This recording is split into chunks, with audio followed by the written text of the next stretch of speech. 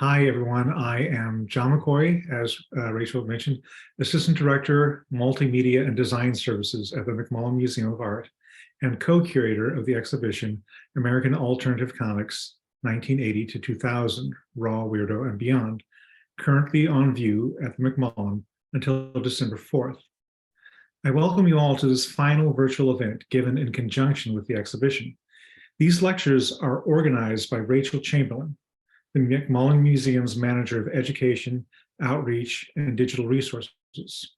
Tonight, I'm delighted that the other co-curator of the exhibition, Andrei Molotiu, is speaking on the complicated and contentious terms of highbrow and lowbrow, and how these categories affected the generation of cartoonists featured in this exhibition.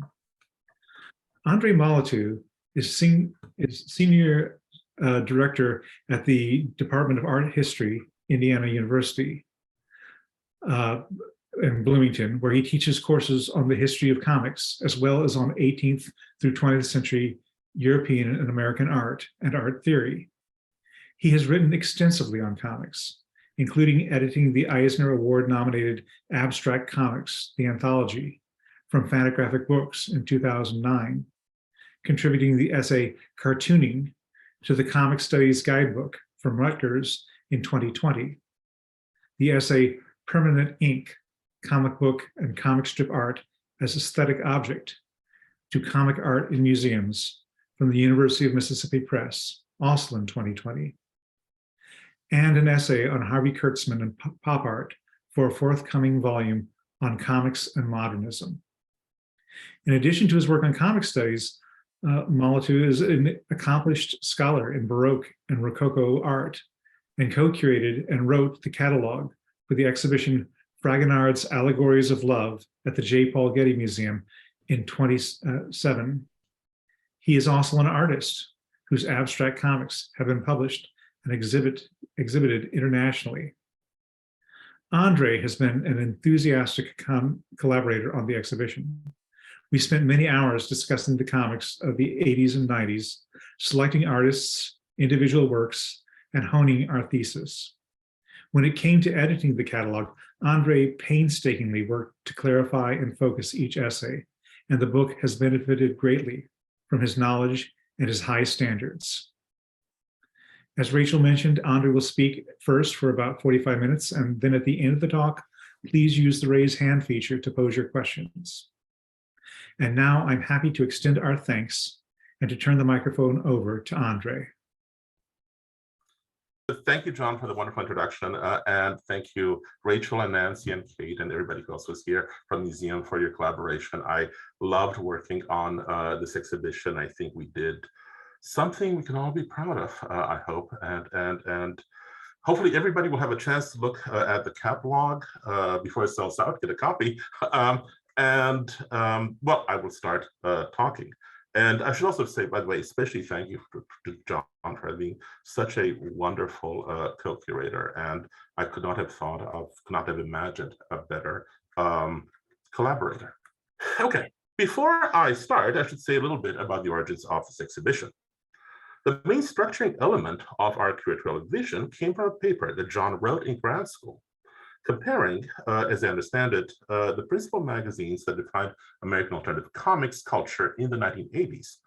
The principal magazines that defined American alternative comics culture, Raw and Weirdo, from the perspective of their respective images as, within the comics world at least, highbrow and lowbrow. However, this was not the show that I was originally invited to co-curate. The original conception was to have a more general exhibition of alternative comics leading up to the present.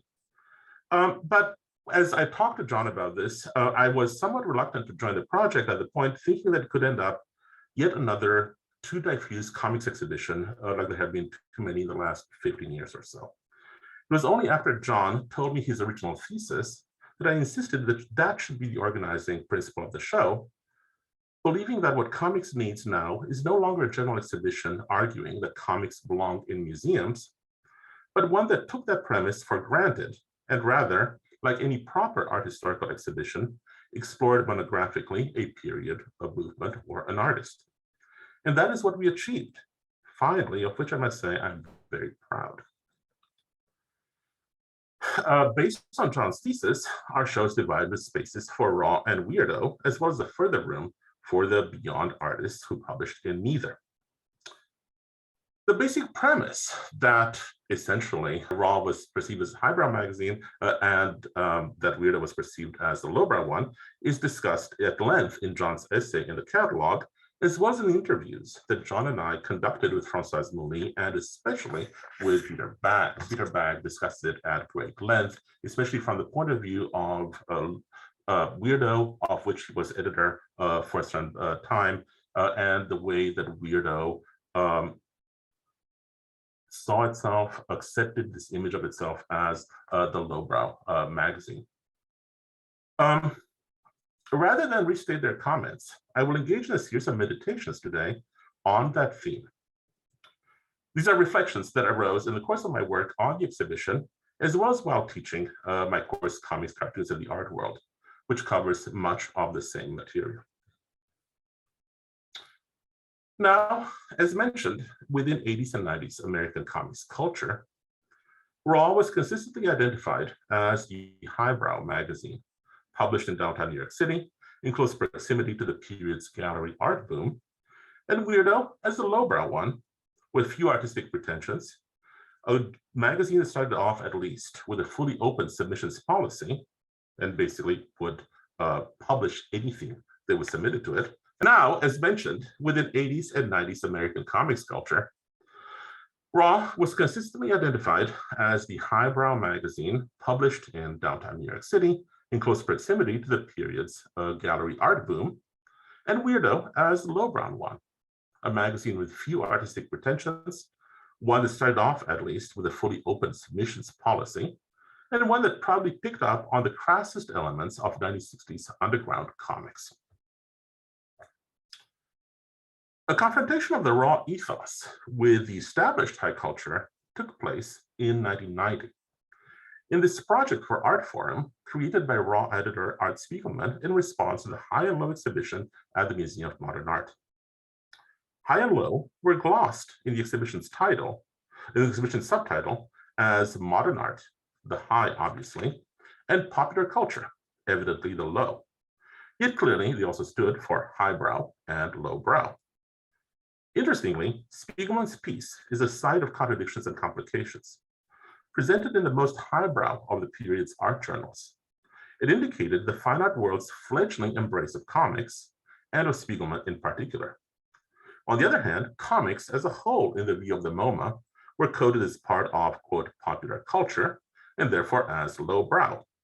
While in the comics world, Raw and Weirdo may have been distinguished in terms of the height of their brows, such a distinction was moot from the perspective of the art establishment.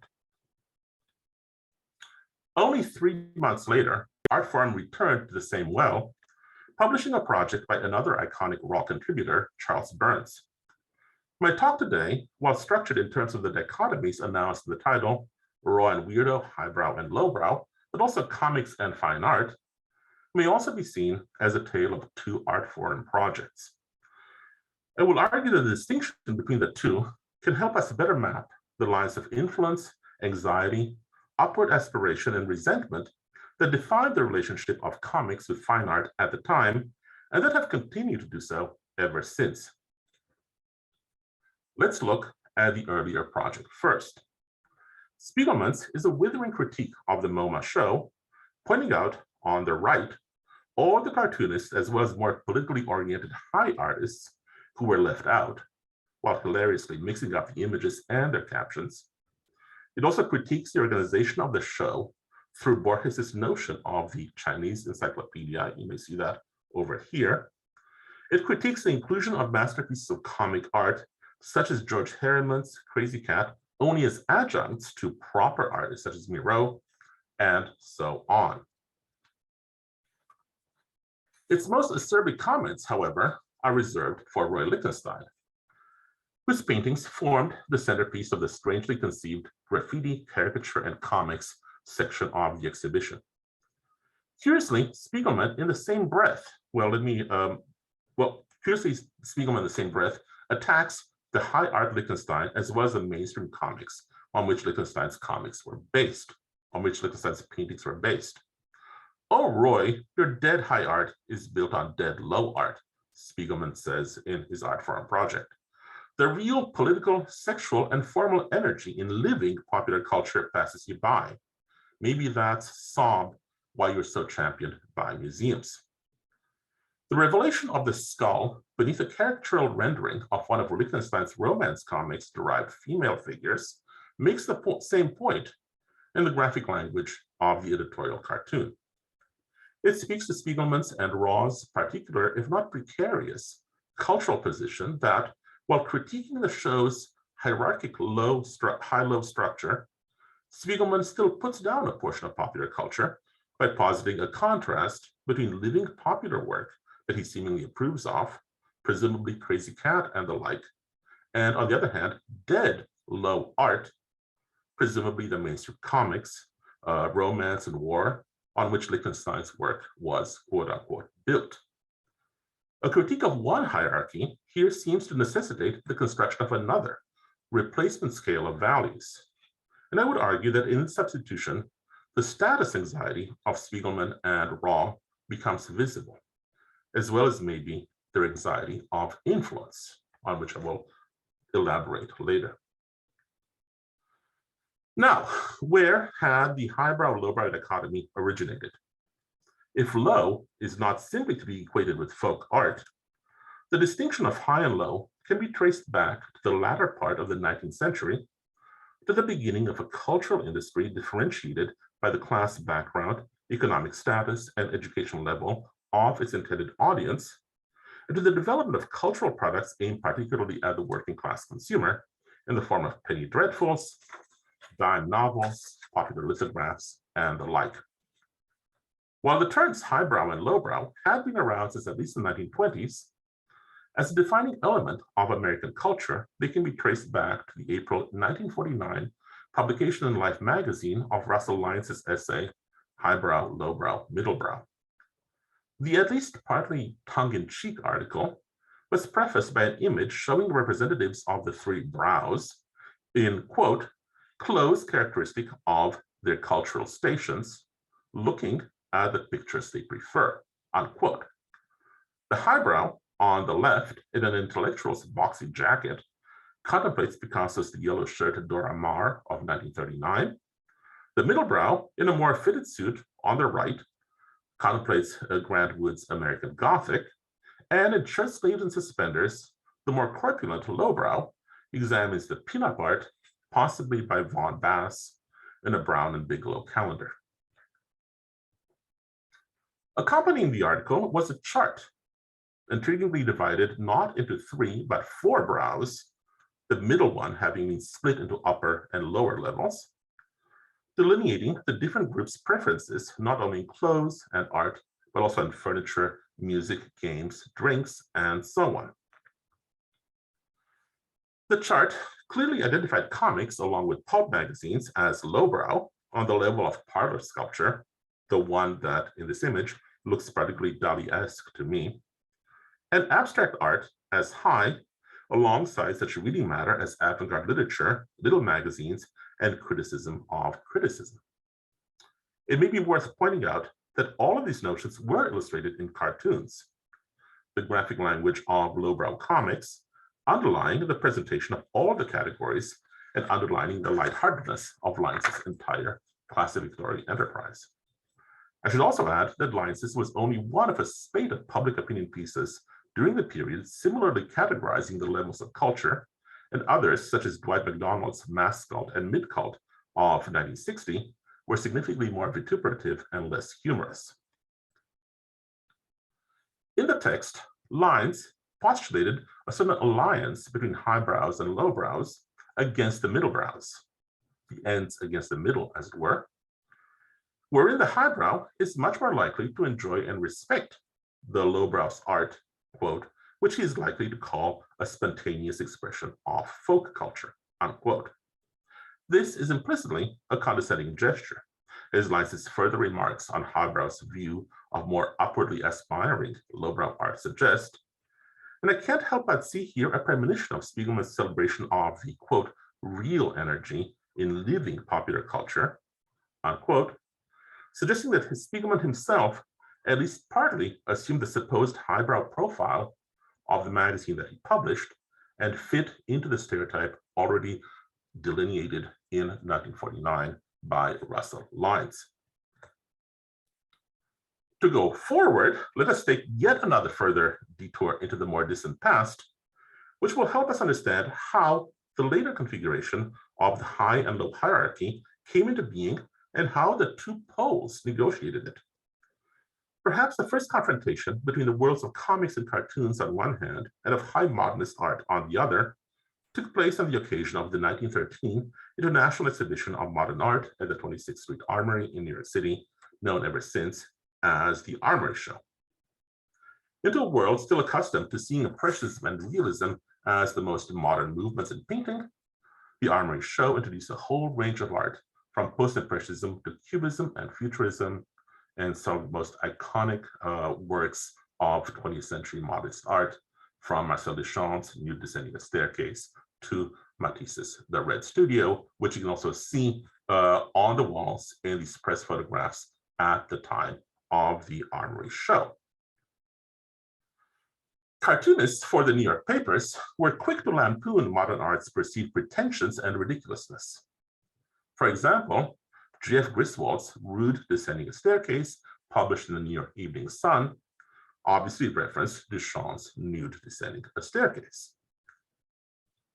Others, such as Thomas E. Powers and William Glackens, took down the pretensions of modern art from an implicitly populist perspective. Powers describes an image seemingly also based on the Duchamp as sunrise in a lumberyard. So here we have the closest image of the Armory Show that I can think of that looks like this is the Nude Descending a Staircase. He describes it as sunrise in a lumberyard by a futurist artist, while a child looking at the same image asks his father, "Papa, buy me that puzzle," essentially deflating the ambitions, the experimentation of modernist art. William Glackens in Puck, meanwhile, tells us at the very bottom of the image that there's nothing half so weird in life as art's young dream. Yet his parodies of modern art allow him to do some of his most energetic and imaginative cartooning. Witness, for example, the curving skyscrapers right here, while an image in the top right seems to presage Kandinsky's geometric abstractions of the 1920s. Right there. The very attempt at ridicule seemed to foretell further developments in modern art. John McCutcheon's post-impressionist paint slinger, again of 1913, and a response to the Armory Show, while hearkening back to John Ruskin's 1877 accusation that Whistler had flung a pot of paint in the public's face, unquote, also seems a premonition of Jackson Pollock's approach. And as a matter of fact, if you look at the photograph by Hans Nemeth and at the comic by John McCutcheon, you can actually see even the motion lines of the post-impressionist paint slinger seeming to be echoed in the seeming motion lines of the flung paint of Jackson Pollock. Indeed, while apparently engaging in their task of ridiculing the Armory artists, many of the cartoonists seem to have felt liberated by the confrontation with modern art, bringing into their work new, and definitely not folk, as Spiegelman's formulation would have had it, energies missing from their cartooning otherwise. Winsor McCay especially, particularly known for his exquisitely drawn strips, Little Nemo in Slumberland and Dream of the Rabbit Fiend, in which the most recent high art influence visible was Art Nouveau of the late 19th century, eased into a less painstaking art that seemed a throwback on one hand to the more carefree days of Frederick Opper and R.F. Outcault, while the bottom right panel seems to descend into pure gestural abstraction, one almost premonitory of de Kooning or Klein decades later, but interestingly, in its construction of a faceless crowd from juxtaposed rough brushstrokes, is perhaps closest to Saul Steinberg's reportorial Moscow winter coats of 1956. The confrontation of cartoons with modern art, though largely intended as negative criticism through ridicule, seems to have led cartooning to an exploration of energies previously not considered. Such new energies can be seen in an installment of M.P. Penny Ross's Mama's Angel Child of 1916. Clearly, the mocking of modern art had remained as a trope in newspaper cartooning. The script details a, quote, cubist nightmare in the studio of Monsieur Paul Vincent Cézanne Van Gogh Gauguin, sick, all artists, of course, who, no matter the misspelling of their names, had been in the Armory show. The attempted caricature creates not only one of Ross's most energetic pages, one that explores the full potential of page layout, the most energetic such page in the run of the strip, but perhaps is the installment by which the strip is best or even solely known and remembered today. Intended ridicule seems unintentionally to lead to formal experimentation, possibly suggesting that cartoonists such as Ross were not as opposed to modern art as their verbal rhetoric, perhaps perceived as demanded by their public, might suggest. Caricature becomes homage and maybe even an occasion for reinvention of cartooning of the comics medium itself. Whatever it is a misprision of comics' own potential, if we are at least to take the cartoon's verbal statements at face value. This misprision, which seems a kind of strenuously avoided self-reflection, can also be seen in M.A. Stocking's lampooning of the Armory show. Stocking's view of art's future, intended as ridicule, looks indistinguishable, as you can see right here, from cartooning itself. Is that then really a put-down? A mocking of modern art becomes a self-mocking. In Glackens, McKay, Ross, and M.A. Stocking himself, potshots taken in modern art seem to have little effect on the art lampooned, but ricochet, affecting formally or in terms of self-awareness, the very cartoons that are doing the mocking. One last example will take us back to Raw. Ernie Bushmiller, in his long-running strip, Nancy, often lampooned, in the most cliche ways imaginable, modern art. His was a proudly lowbrow approach, and his cartooning seems to have been little affected by the confrontation, as opposed to the cartoonists I discussed above. This strip from 1964 uses to instantly communicate the concept of artist, the image of a berayed figure that would have been perfectly recognizable to the readers of a half-century earlier. If modern art didn't lead Bushmiller to self-awareness, however, this was done on his behalf later, and at Raw magazine, no less. Please allow me to switch gears once again. It will help us to understand the notion of high art and modernism if we look at the statements of one of modernism's high priests, Clement Greenberg. Greenberg famously saw modernism as an active self-critique on the part of each particular art, which is led by the self-critique to determine, quote, through its own operations and works, the effects exclusive to itself.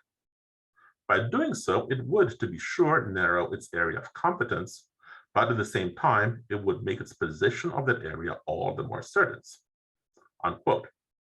In order to do so, Greenberg argued, quote, the task of self-criticism became to eliminate from the specific effects of each art any and every effect that might conceivably be borrowed from or by the medium of any other art.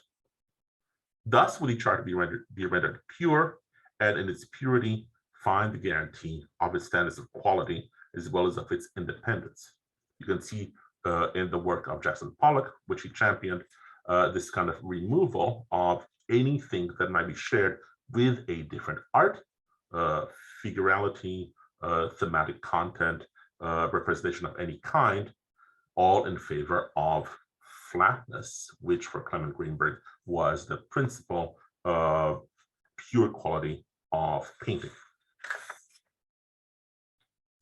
In 1988, during the break between Volume 1 and Volume 2 of Raw, cartoonists Mark Newgarden and Paul Karasik, both students of Spiegelman's at the School of Visual Arts and aides listed as such on the masthead at Raw, published their essay, How to Read Nancy, which years later expanded into a massive book of the same title. Newgarden and Karasik praised Bushmiller for his consistent economy and for his simplicity, designed with, quote, one purpose in mind, to get the gag across.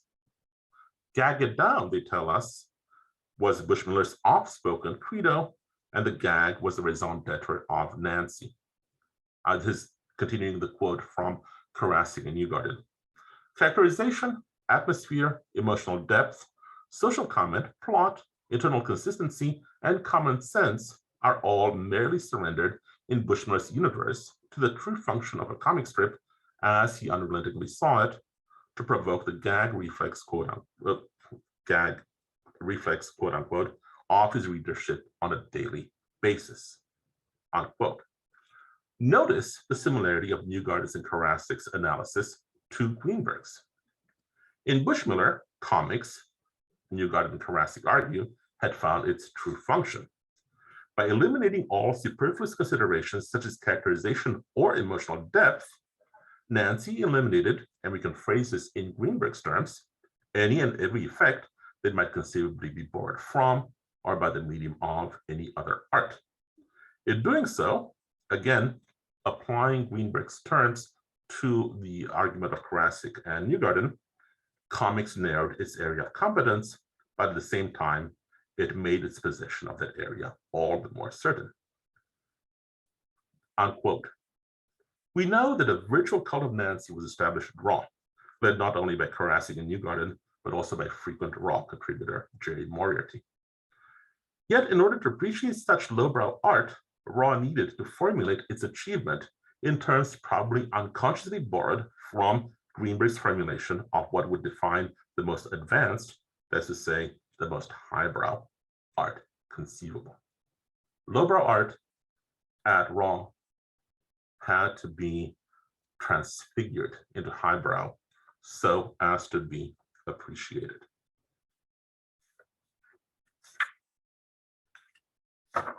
Raw was heir to many decades' attempts to reintegrate the high and the low. Such an attempt had already been made by a cartoonist better placed than most, due to his position as a New Yorker cartoonist. To undertake it, William Steig. Beginning in the 1930s and continuing through the 1950s, Steig modeled some of his cartoons on clear examples from modern art, in particular Miro and clay, as shown here, but also Picasso. While much can be said about Steig's achievement, I use him here only to introduce a new dichotomy that I would like to propose between two possible strategies on the part of cartoonists to negotiate the highbrow-lowbrow scale. Steig's strategy implies a consciousness of the scale itself and of one's place in it, and an attempt to rise up it by modeling oneself on high art examples. I would call this strategy gradual, as Steig tried to slowly inch up the sliding scale of brows. As a cartoonist, at a upper middle brow, we might describe it, journal, the New Yorker, probably Steig started higher than most cartoonists, maybe on the level of the lower middle brow, and borrowing imagery from Miro, from Picasso, from Paul Klee, probably moved up closer to the realm of the upper middle brow. It basically slowly slid up, presumably with an ideal at some point to reach all the way to highbrow. Steig respects the established hierarchy of cultural values, and by trying to negotiate its place in it, even affirms it and reinforces it.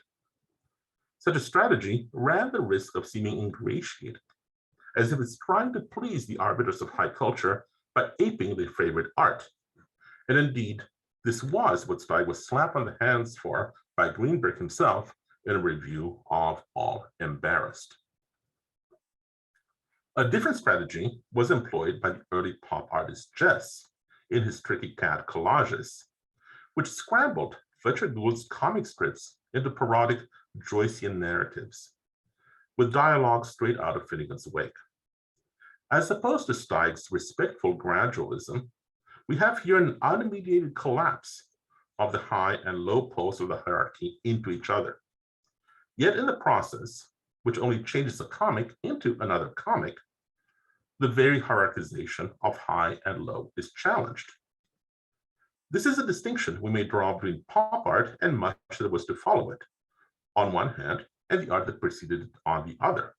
Pop art, at its most fundamental, challenged precisely the high-low hierarchy, though in the end it remained cast as high versus low in such critical projects as MoMA's exhibition. In a 1969 statement about his Tricky Cat series, Jess described it as, quote, a demonstration of a hermetic critique self-contained in popular art, unquote, stressing that he stayed as faithful as possible to Gould's original work, though as he admitted it, Gould flatly abhorred his remixes. He portrayed his work not as an elevation of undeserving low art into a more Empyrean realm, but as a liberation of a potential critique already, quote, self-contained within popular art, unquote. Such a revelation of popular art's own potential goes a long way toward leveling high-low hierarchy. Another way to put it is that while Steig seemed particularly anxious about his place in the hierarchy, Jess shows a distinct lack of anxiety about it. And not to heed an ideologically imposed set of values is implicitly to work toward deconstructing it. A similar lack of anxiety can be found coming from the popular side in the unmediated collapse of the ends, modernist art, and silly goofing around in Harvey Kurtzman's Mad magazine covers of the 1950s, as well as coming from the gallery art realm in Joe Brainerd's joyful depiction of Ernie Bushmaner's Nancy invading the realms of high art.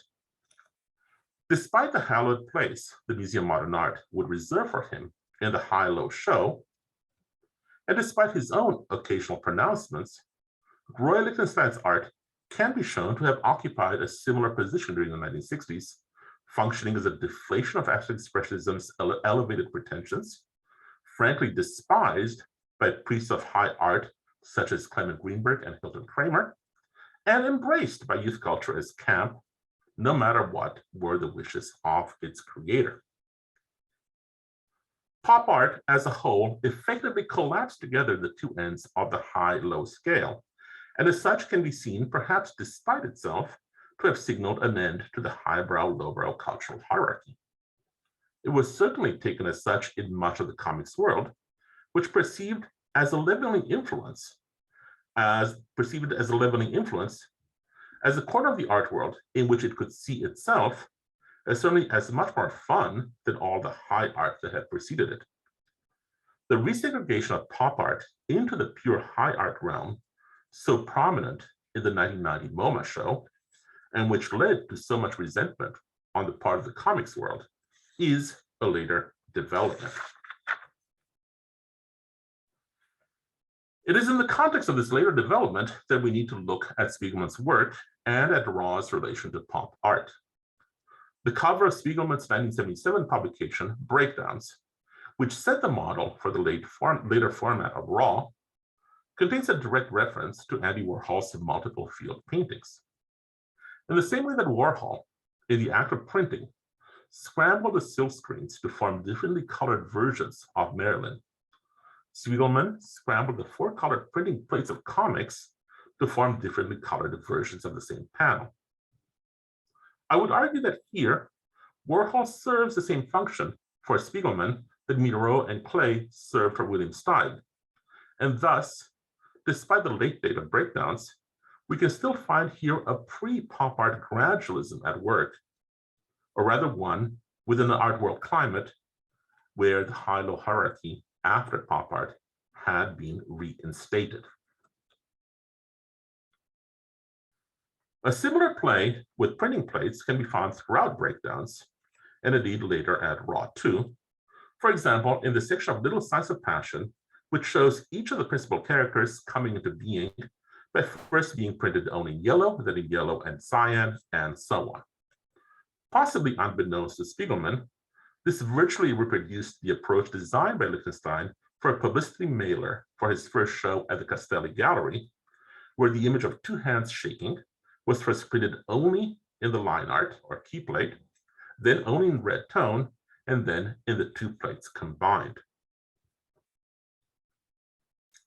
Through the constant reference to well-established high art, for example, in Two-Fisted Painters, once again, Duchamp's nude descending a staircase, combined with, again, a reference to the four-color printing technique, or a reference to Picasso in Ace Hole Midget Detective, both Picasso's art and even his image, his portrait, as you can see it there. Spiegelman's comics, time and again, evince not only the gradualist impulse, but an anxiety toward his, Raw's, and comics in general place in the high-low hierarchy. Such anxiety doesn't so much critique the hierarchy, but like Steig's work, accepts it and tries to work within it. Gradualist upward aspiration, or the resentment visible in the 1990 art forum projects, are sides of the same coin, reinforcing the highbrow lowbrow hierarchy, which had seemed on its way out during Pop's heyday. Returning to the art forum project, I would posit that Spiegelman's critique of Lichtenstein does not reveal only status anxiety, but is also a typical moment of the anxiety of influence, where Spiegelman both seems to know and strenuously to avoid acknowledging the influence that Pop, Lichtenstein, and Warhol in particular had had on his own work, and more generally on the very project of creating quote-unquote art comics in the post-Pop period. Such an anxiety of influence is also an Oedipal struggle, which may explain the harshness of Spiegelman's attack on Lichtenstein. Is there an alternative to such a conflicted, anxious relationship between comics and the art world, and pop art in particular? I propose that the alternative, coming from the same locus in the comics world, appeared in the same pages only 3 months later. I'm referring to the other art forum project by a Raw contributor, Charles Burns. Burns offers us what is technically a comic, though its mandala-like symmetricality, not to mention the double layer of gutters, does not invite a sequential reading so much as one in depth, along the third axis, pointing into the image itself. This visual effect is fully in keeping with the text of the piece. I always liked comics. I'm reading the text from the Charles Burns comic now. I always liked comics, page after page of little boxes with nice, colorful pictures, simple stories told with dialogue-filled balloons, weird symbols and dramatic narration, but sometimes I wanted more. I wanted to break through all of those rigid panels, to pierce the surface and see a richer, more complex structure below, another dimension, something dark and ripe that the naked eye was not meant to behold. But most of the time, I was content just to look at the little boxes and nice pictures. The multiple panels, treating clearly continuous images in varying drawing styles, from a jagged 80s modernism, you may see it right here, to a cliched Lichtensteinian romance comic style in the bottom right corner, to a ratty style like that of Burns' friend Gary Panter right above it, seem to fulfill that which the text ironically ultimately shies away from, flaying the surface of the comic itself and revealing the, quote, richer, more complex structure below, unquote. Burns had debuted at Raw, trading in a stereotyped, old-fashioned comic style, a formalization of 1950s and early 1960s romance comics rendering that went along with his references to 50s monster movies such as Godzilla, or to the absurd romance comic-inspired adventures of his character, Dog Boy. Despite his yearning for that, quote, other dimension, something dark and ripe that the naked eye was not meant to behold, unquote, Burns at the time intentionally traded in the flattest characters with little inner life beyond their cliched sentiments, as revealed in the captions and dialogue. His comics were ironic second-degree narratives, putting all his models in quotation marks. But there was, of course, another artist who had engaged in precisely the same maneuver with reference to the same set of mainstream 1950s and 1960s comics, Lichtenstein himself.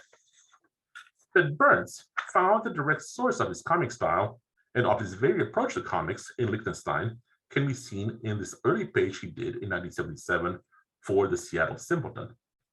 The fourth panel in particular seems just a variation on Lichtenstein's theme of the kiss.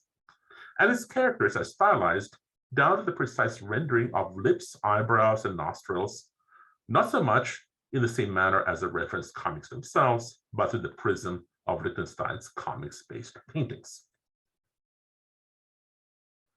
This can be clearly seen also in his raw work, for example, in this panel from a one-page strip contemporary with his and Spiegelman's art form projects.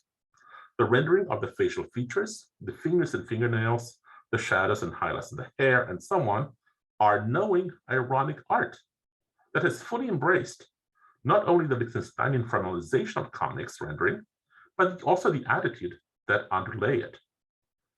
Burns' comics are essentially Lichtenstein's art resequentialized, but still aware of the particular frozenness implicit in Lichtenstein's isolation of single panels, of the implicit foolishness that Lichtenstein's processing of romance comics rendering cliches allowed him to perceive in the popular art he copied. Lichtenstein had not given us just untransformed copies of comics panels, nor simply cheaply ironic transformations of them, but had allowed the precise automatism of such comics to be revealed, regarding them with a Dada or Neo-Dada, as pop art was originally called, eye, alert to the grotesque absurdity of the goings-on. This is what Burns picked up from Lichtenstein, and by transforming Lichtenstein's work back into sequential comics, made more explicit than Lichtenstein's paintings themselves had made it. It is this same sense of absurdity, I would argue, that bursts out in Burns' art form project, and that allows him to at least give us a glimpse of that other dimension that the naked eye was not meant to behold. Alienated from themselves via Lichtenstein's critical intervention and pursuing their own critical intervention, which is really a continuation appreciation on Lichtenstein's work, upon returning to the comics format, Burns essentially achieves just his intent of creating a demonstration of a hermetic critique self-contained in popular art. But this could only be done in alliance with and not in opposition to Lichtenstein. Approaching Lichtenstein without the anxiety of status or influence visible in Spiegelman, Burns allows pop art to provide a complex kind of self-reflection to bring comics to that self-awareness that had for so long been elided from the arm ratio cartoonists to Spiegelman himself. I am here approaching the conclusion of this talk. What about Weirdo? I don't have the time to discuss it in detail, but I would argue that by accepting from the beginning its lowbrow status, Weirdo essentially allowed itself not to suffer the status anxiety felt at Raw, and therefore to ignore the highbrow-lowbrow hierarchy altogether. So not simply a matter of calling itself lowbrow, but not really participating in that ideologically defined set of values. When it came to its references to high art, such as in Crumb's front and back covers of Weirdo #7, marked a fine art piece of business and more high art, respectively, which picked up on the late, more cartoony work of Philip Guston, his smoking one-eyed beanheads, his hobnailed shoe soles.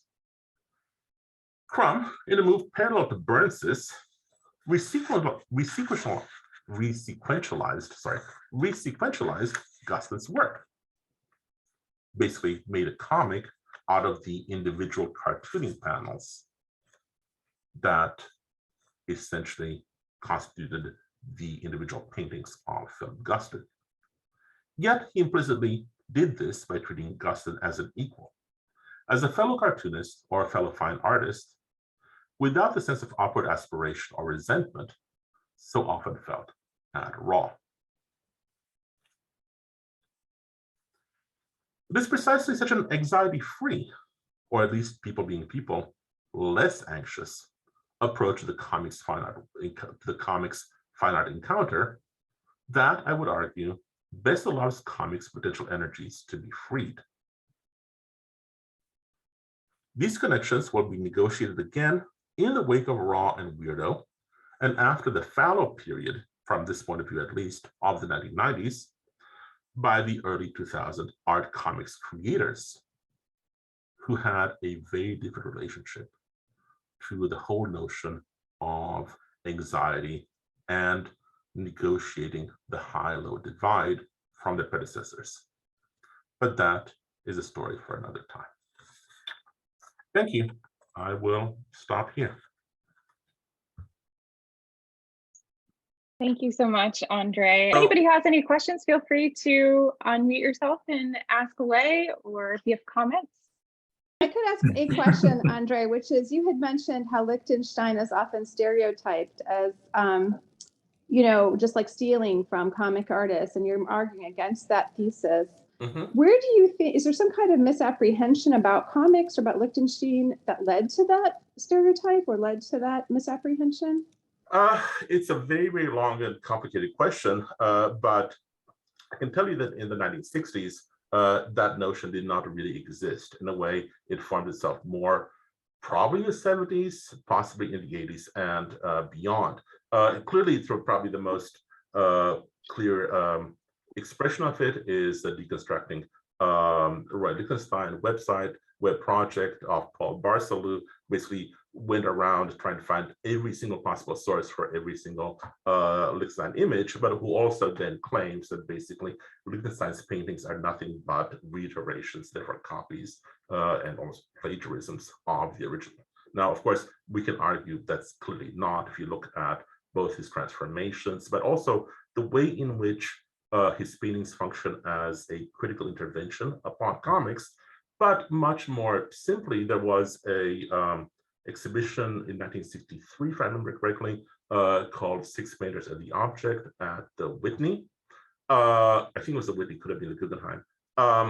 And the curator, Lawrence Alloway, I think possibly afraid that comic artists might sue for plagiarism, whatever, went to DC Comics and talked to the artists at DC Comics about the art of Lichtenstein, and most of them basically, the answers he recorded said that Lichtenstein works in a style that we no longer work in.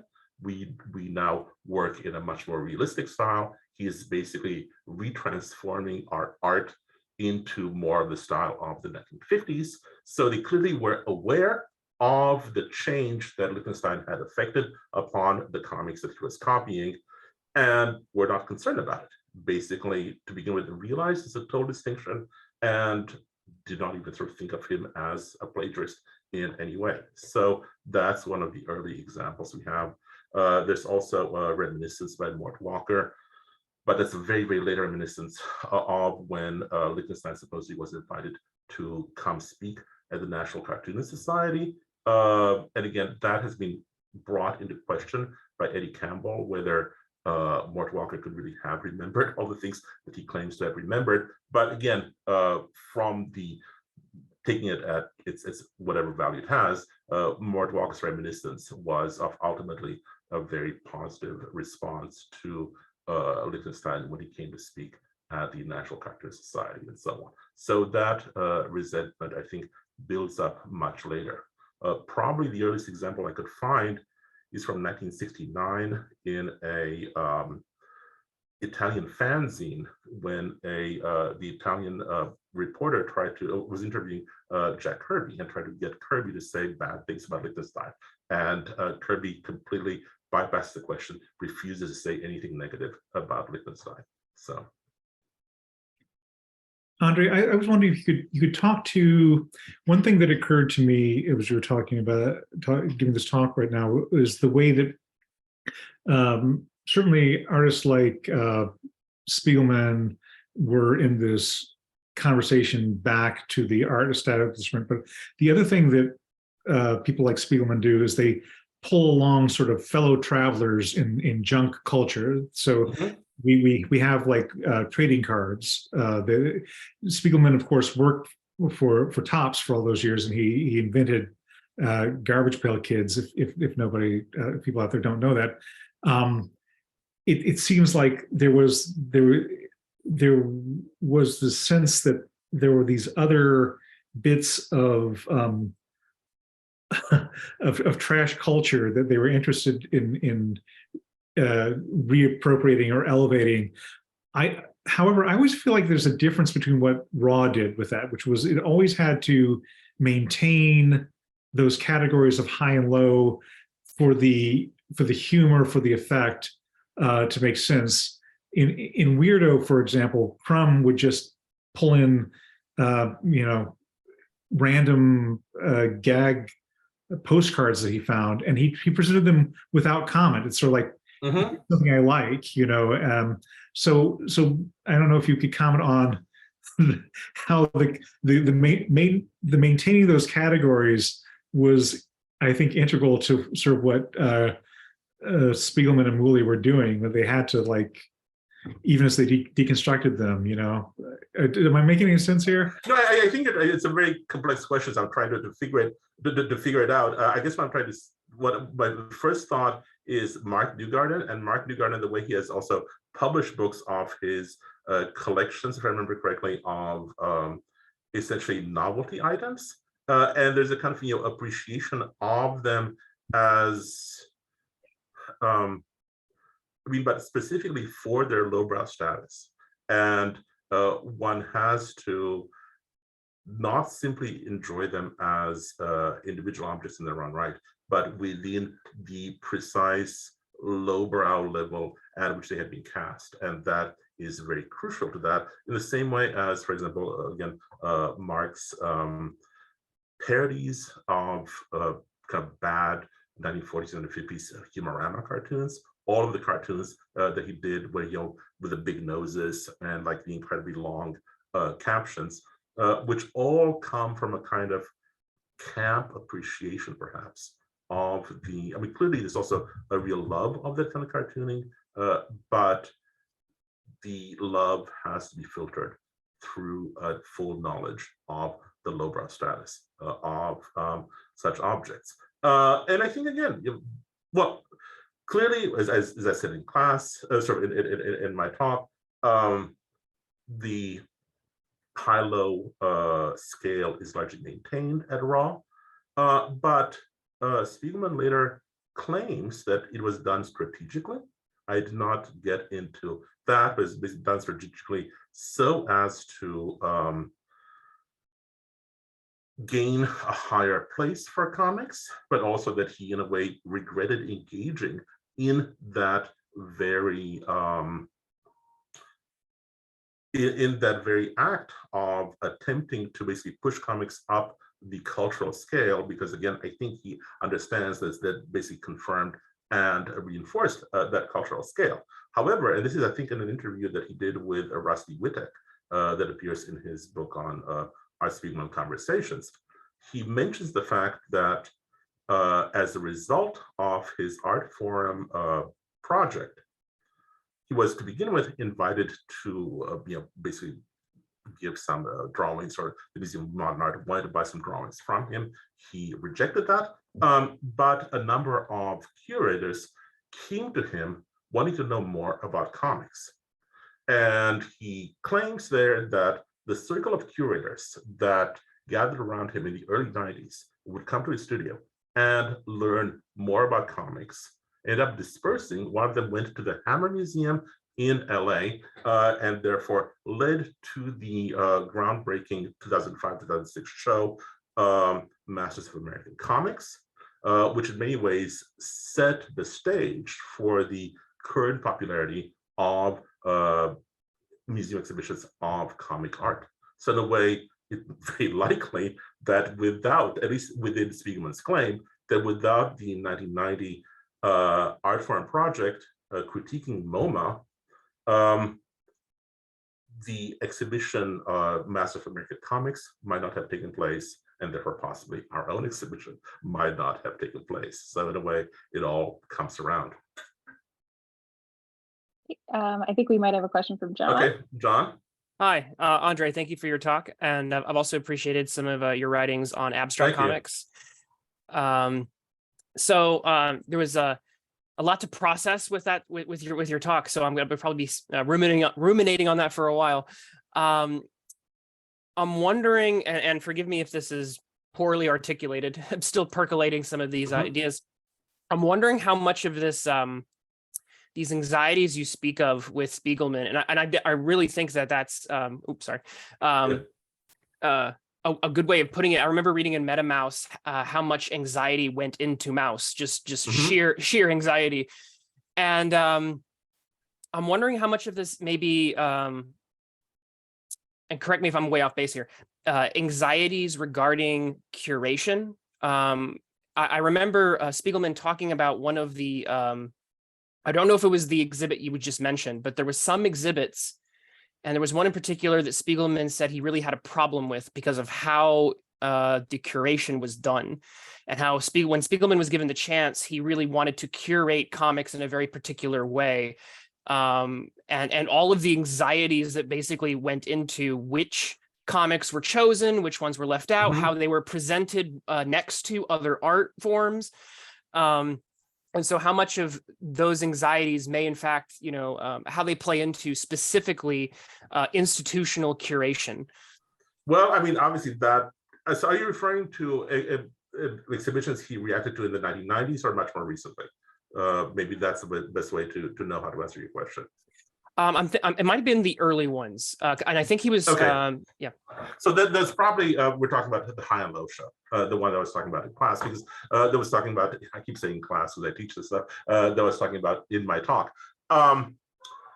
Okay, well, as it happens, I saw the High and Low show. It was my first semester in grad school at NYU, and so I was there fall of 1990. I went to see the show, and it was a very bizarre show. I mean, honestly, I fully agree with him that it was really conceived. The strange thing about it is the catalog is brilliant. The catalog does not engage in the kind of deprecation of low art and elevation of high art that the labels on the wall and the overall curation of the show did. So at the time, the very long chapter by Gopnik and Barnado on comics was possibly one of the best essays on the history of comics I had ever read, and essentially treated comics as an artwork in its own right. However, that was not at all visible in the museum, in the MoMA, on the walls of the exhibition. And I remember the thing that outraged me the most was the display of Crazy Cat original art, which I was seeing for the first time. I think actually it was the very first time I got to see any original comic art, but beautiful George Herman pages next to some montages by Øyvind Falström. Now, Øyvind Falström is actually a really, really excellent Scandinavian, I don't remember precisely where from, pop artist, and one who you actually realize you would do research his work was fully not only conversant, but a huge fan of comics themselves. He actually wrote articles about Mad Magazine. He wrote articles about underground comics. He, I don't think, would have placed himself up above Crazy Cat. So in a way, he did these works that seemed to be almost remixes of Crazy Cat comics, but putting them side by side, the George Herman ones were better than the Øyvind Falström ones. However, the text on the wall essentially seemed to treat George Herman as basically kind of almost an untaught artist, primarily made valuable by the usage of his work by a art world approved artist such as Øyvind Falström. So I think this really went even against what Falström himself would have said, and certainly seemed to go against what they themselves said in the catalog, but it's strongly reinforced. So walking through the galleries of the High and Low show, I could easily see, I mean, already I was fuming and I was not as invested in this. I can easily see Spiegelman fuming leading to the art forum project that he did. So, that's absolutely true. And interestingly, I just saw the Philip Guston show, probably why I had Gus in mind, the Philip Guston show that closed in September. in Boston, and Guston himself was a huge fan of Crazy Cat, and they displayed Crazy Cat comics, but much more with an acknowledgement of the equality of level, if you want, of artistry between Guston and George Harriman, even though weirdly that was not repeated in the catalog. So the kind of parallels that are drawn in the show on the wall between Harriman and Philip Guston, in this case, seem to be much more respectful of comics in the show as opposed to the catalog, where the catalog did not really acknowledge that. So almost a reverse situation from the high-low show at the moment. I don't know if that answered your question. Yeah, I'm still, like I said, I'm still processing some of these interesting ideas. I'm wondering, again, to think about the idea of maybe curation versus publication, because I know that for Crumb, when he was first, pulling out his comics out of a baby carriage, there was, I guess, less of a concern of the institutional weight that, or the institutional display that those works would have, whereas there seems to come along a lot more of well, obviously there was no no consideration of that, because there simply was no venue to exhibit this. Museums in like 68 or 69, when the Crown was doing that, would not ever have envisaged. So clearly the world has changed, and even in a show like the MoMA's High and Low, even though it very much was based upon this hierarchy and basically treated comics as at the very bottom of the hierarchy, at least end up exhibiting comics in museums. And then we get to things like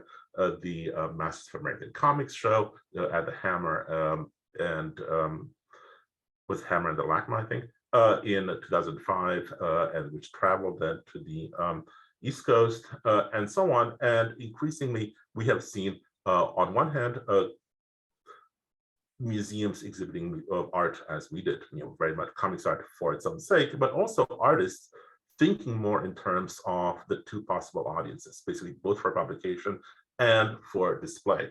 So you can think of people like, Gary Panter, who basically is clearly making art with both audiences in mind. And many others are aware that at this point, they are not only artists for publication. I think this was very much true of the Fort Thunder people, who, for example, end up being featured already at the 2002 Whitney Biennial, even though not for their comics work, and others, Paper Rad and so on, who are aware of the two possible, at least, audiences, the reading audience and the gallery going audience, and creating for both. Thank you.